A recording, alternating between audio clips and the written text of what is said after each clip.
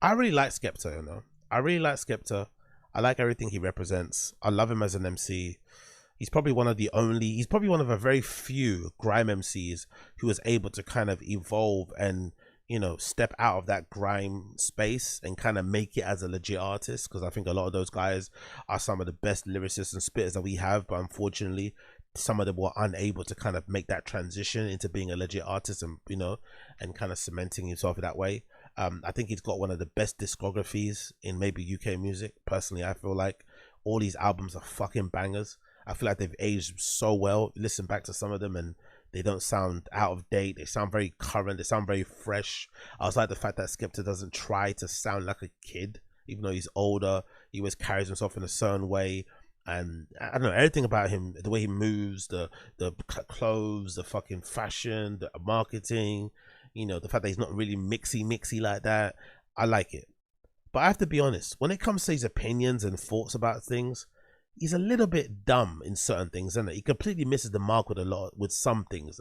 This being another example of it. So Skepta sat down with Ebro and spoke about how he didn't like the beef between Drake and Kendrick. And I felt like Skepta's remarks on this completely missed the point of battle rap, completely missed it. And if anything, to me anyway, felt like the reason why a lot of music isn't good at the moment, because people are too worried about corporate interest. They're too worried about upsetting sponsors. They're not really concerned with speaking from the heart, with producing stuff that they actually care and love about. They're too beholden to the people that put money in their pockets, which are the brands and the sponsors and shit, which then obviously negatively affects the art, which then, means that we get shitter product, and obviously doesn't then go on to influence people and shit. So if anything, this to me shows the problem that the industry has at the moment. But listen to Skepta's thoughts on the beef between Kendrick Lamar and Drake, courtesy of Ebro's show. I think it's changed, like, and probably this battle, what I just saw is probably what is hit the nail on the head for me, where it's like, when stuff gets said like that now, today, it's more personal. Yeah. Yeah. I think there's something about... There was a lot of lying on it. There was a lot of lying. People was just saying... There was one... Shit, they was just saying shit. There was one K-Dot diss track that came out and I was like, oh, this is over. Like, this isn't rap. This isn't a rap diss and clashing anymore. No, they don't like each other. This is over. Like, They don't like each other. Yeah. Like, what does this even mean? There's a lot of lying, they don't like each other. Isn't that how most rap battles start? You don't like somebody, you call them out of their name, or you don't think they're a good MC, and then you go to battle. Sometimes you lie because lies are funny and might add a little extra dynamic to the battle themselves. Not everything has to be a stone cold truth. There could be some truth that could be twisted, could be sprinkled with some dashing of lie sea salt. But the whole reason why you battle somebody is because there's an element of dislike of that person, whether it's personal, whether it's just purely professional. The dislike is the basis of the entire battle. Like, that's the whole reason behind it. If anything, Kendrick Lamar's disdain of Drake as a person, I felt like has enamored him. Even to myself, I've never been the biggest Kendrick Lamar fan, but I feel like the fact that Kendrick is standing on the idea that Drake is some culture vulture and isn't really black and goes against everything hip hop is kind of birthed on, and is an abuser and all this whatever, and a PDF, I feel like makes him look better, makes him look good, because he's standing on something. And the fact that Drake calls out Kendrick for, maybe bloviating and maybe posturing as some sort of civil rights leader, but not really looking out for anybody else apart from himself, also makes Drake look pretty cool. Like, I think both sides of the matter are pretty, they're pretty valid in their critique of each other. I don't think there's any, and you don't have to like people, like, I don't see the problem with it at all, in my opinion. Clear, I can hear it. Like, I can hear it in his voice. He doesn't like Drake, when it sounded like you two just really want to see each other and do each other something. Yeah. The amount of people who've seen each other and did each other something in grime back in the day is obscene.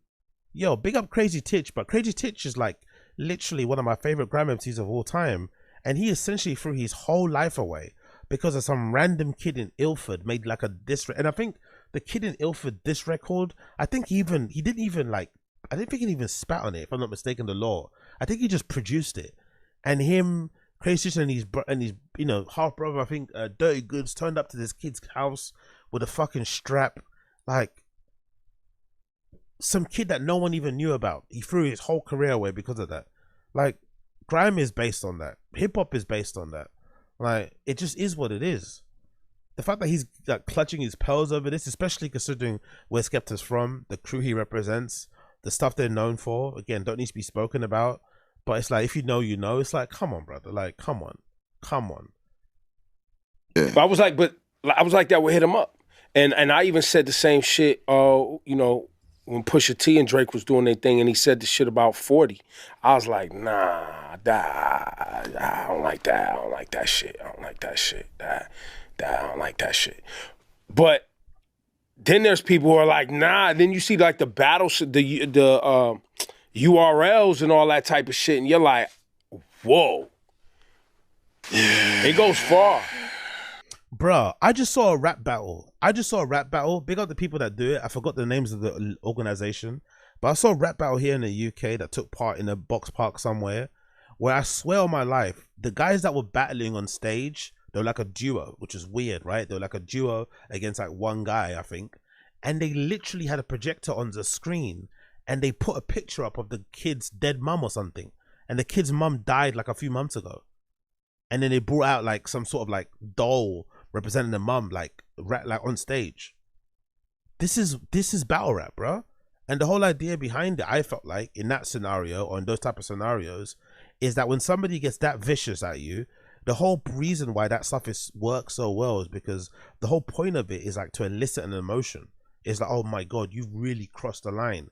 And the whole thing that makes you look like a really sick MC is your ability to not be, not go Serious Jones and slap the person, just kind of, take it all in without needing to physically react or anything, and then destroy the person with words, with lyrics, and not go after them physically or beat them up on the stage or whatever. Obviously, some people can crash out, but that ability to kind of like take that level of disrespect and then be able to hit them back with bars, especially in the moment, especially freestyle off the dome, whatever it may be, off top of your head. That is what separates, the good from the super elite MCs. And that's what we kind of saw with Drake and Kendrick. They're all making songs. Like, that's probably even harder, in my opinion. Probably a freestyle on stage, off top of your head, in the moment, you could probably bang that out easier. But making songs, especially hit records, like not like us, like Kendrick did, in a moment of a beef, that's like alien level. So we got some good things out of that. They pushed each other to limits they probably didn't know they could achieve. The fans got some great work out of it. It was a spectacle. It kind of reinvigorated a pretty dead rap scene industry in the last 18 months and so. It probably, got some people in position, put some people in certain places. It probably clarified some people to certain people, whatever it may be. If anything, it kind of, played out pretty decently, especially because of the caliber of, or the level of stars these two guys are. It was never going to go the way that he's thinking it was going to go. Really, let's be honest. It was never going to go that way. None of these guys are really like that anyway. Maybe some of the guys around them might want to crash out, but still, I think they are enough of well-oiled machines that this was always just going to be bars, in my opinion. It was never going to be more than that. I would say there was probably more likelihood that Drake's crew would have ended up in some sort of passer, some sort of lethal thing with like the Weeknd's crew, that XO crew, because they're tied to Toronto. There's some law there that I'm not really that aware of, that's really deep, that I could see happening. But come on, bro, like Kendrick, let's be real. Skepta's like being dramatic here for no reason. Okay. Maybe you know what? It's age. No. We're gonna hit it though, Ebro. We got time. Even if they cut the cameras off, we're gonna figure this out. Do you know what I think it is? Huh?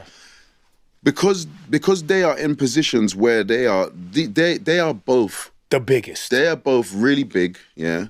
Pause. Have major deals, major cahoots with major companies, right? Talking to each other like this is looking crazy. Like that's a good point. You're calling him a word, but this guy's signed to thing. So now how can they sign a man that is being accused of this thing?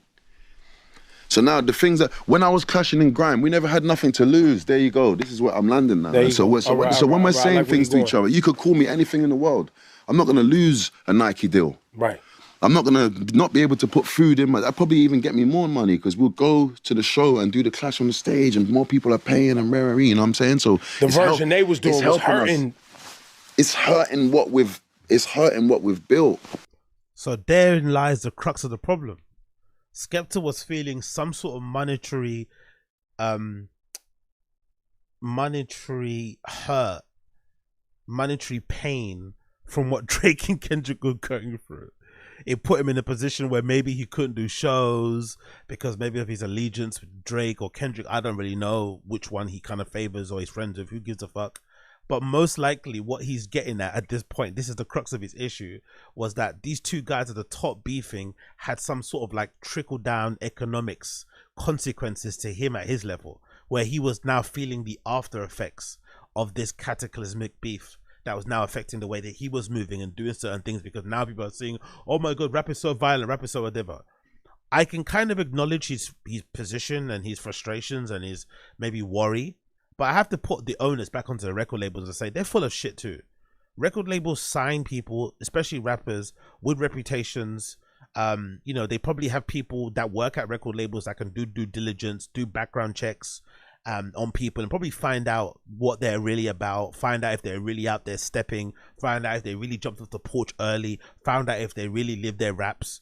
And they know this to be the fact. They put money behind them. They sell them as the authentic thing. What does that mean? The authentic thing, the authentic gangster, whatever it may be. Then that person gets in trouble and suddenly they start to fucking go crazy. They wash their hands. They drop the person. They go fucking nuts. And no. This is part of the game. If you want to invest in these kids, if you want to invest in this scene, drill, whatever it may be, and you want to give these guys money, you want to put their music up on the biggest platforms, you want to spread it globally, you have to know some of the consequences that come with it, because these kids come from a real place. These people come from a real place. They represent real people. They represent real sets, real gangs, real cliques, real neighborhoods, whatever it may be. They've done real things. And eventually that stuff may come back to haunt them, or maybe somebody might just have it out for them. Who flipping knows? But this idea that these record labels and whatever can suddenly start, virtue signaling and pearl clutching, fuck out of here.